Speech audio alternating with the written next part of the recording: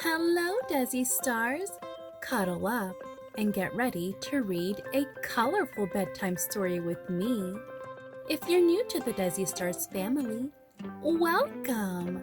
And please subscribe because my library is full of books I'd love to read to you. Today, we're going to read The Pink Peacock, written and illustrated by Nicolette Carter.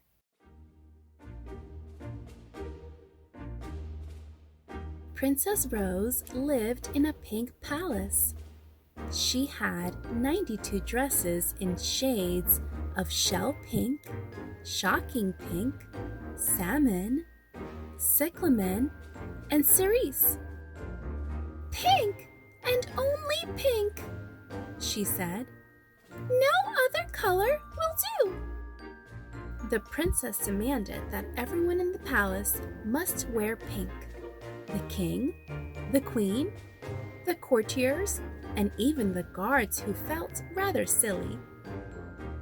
One morning at breakfast, the king asked Princess Rose what she would like for her birthday present. She thought for a while, then said, "I want a pink peacock."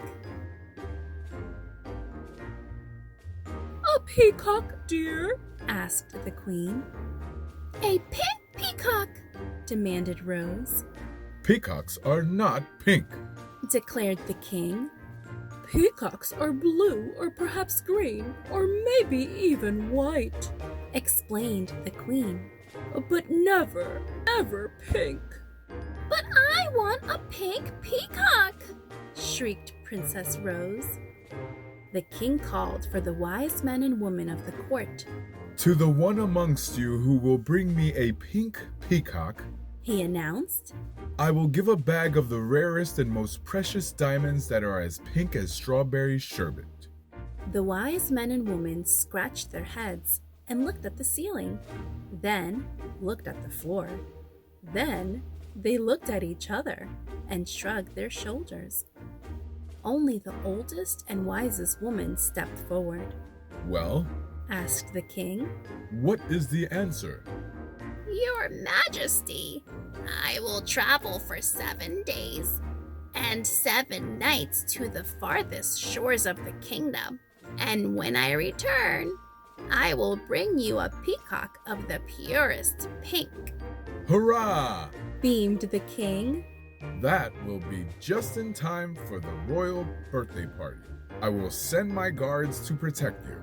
"Oh no, Your Majesty, warned the wise old woman. I must travel alone." The king looked doubtful, but agreed to let her go. The wise old woman left through the main gates of the palace and disappeared into the distance. But as soon as she was out of sight, she hid and waited till nightfall.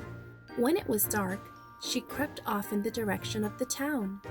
The next 7 days seemed as long as 7 years.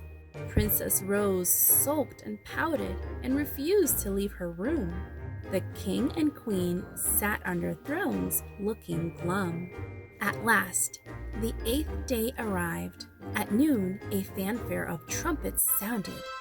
The wise old woman had returned. She was leading a peacock on a silver lid. It was a dazzling shade of pink. The king was delighted. He presented the reward of pink diamonds at once. The old woman smiled a secret smile, bowed low, and hurried out of the palace. The princess played with the peacock all afternoon, and at supper time, she fed him birthday cake from her plate. She wanted to keep him in her bedroom at night, but his loud screeching gave the queen a headache. The princess scowled and stamped, but the peacock was taken to a special cage in the palace gardens. Early next morning, when the king and queen were still asleep, Princess Rose slipped out to visit her pet. She found the peacock asleep on his perch. She opened the cage door and called, "Wake up, peacock! Come out and show me your feathers." The peacock hopped on his perch and stepped out into the garden. He shook out his tail and unfolded it like a giant pink fan. "Very pretty," said Princess Rose, standing back to admire him. Suddenly, the peacock gave a shriek, lowered his tail, and started to run along the garden. He flapped his wings and flew right over the palace wall. Princess Rose stumbled backwards and her crown fell off. "Come back!" she wailed, but the pink peacock was gone. Rose looked around, wondering what to do. Then she noticed a rusty gate in the wall. She pushed it as hard as she could until it opened just wide enough to squeeze through. Outside the palace, there was a golden cornfield. The yellow sun blazed down as Rose swished through the corn towards a lemon grove, where 3 women were picking lemons and putting them into ochre-colored baskets. "I'm looking for a pink peacock," said Rose. "Where is it?" "What a rude little girl," said one of the women. "Try saying please." "A please is always pleasant," said the second woman. "Please then," said Rose. "please tell me if you've seen my peacock." "That's much better," said the third woman. "He flew into the forest." She pointed the way. In the forest, the light shining through the leafy canopy turned everything green. Lime-colored lizards skittered up tree trunks. Jade beetles glinted amongst the leaves, and butterflies with emerald wings fluttered around her head. In a clearing, a boy was picking green bananas. "Has my peacock been here?" asked Rose, but the boy just stared at her. She tried again. "I mean, please, can you tell me if you have seen a pink peacock?" "I did see it flying towards the sea," he answered. Rose was about to leave, but he stopped her. "Say thank you." He said. "A thank you is always thoughtful." "Oh, thank you," called Rose as she hurried away. Rose stood on the sand and stared out to sea.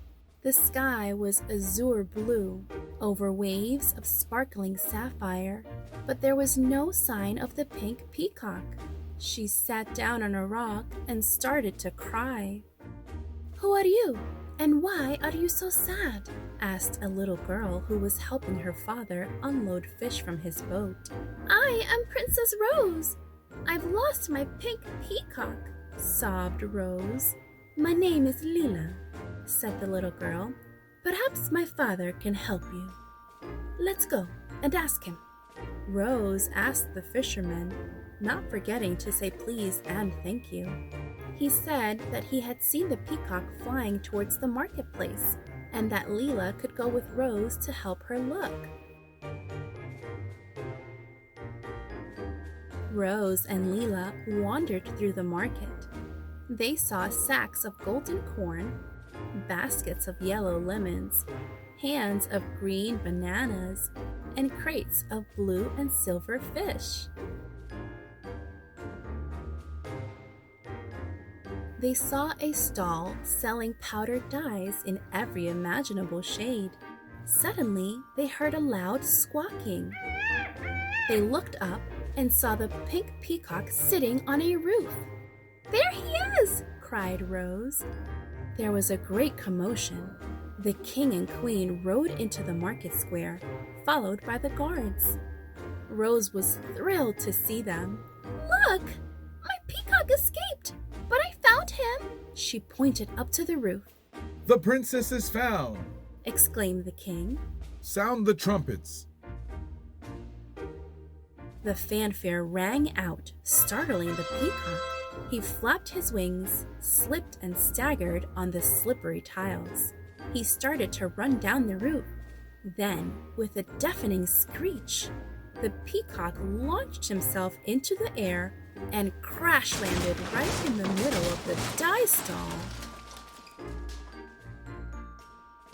The dye seller was knocked flat, and powder flew everywhere, filling the air and covering everyone and everything in colored dye. The king was lavender and lilac, the queen was orange and aubergine, and the guards were turquoise and tangerine. Rose and Leela stared in amazement at the multicolored chaos. Then they saw the peacock perched on the wreckage of the dye seller's stall.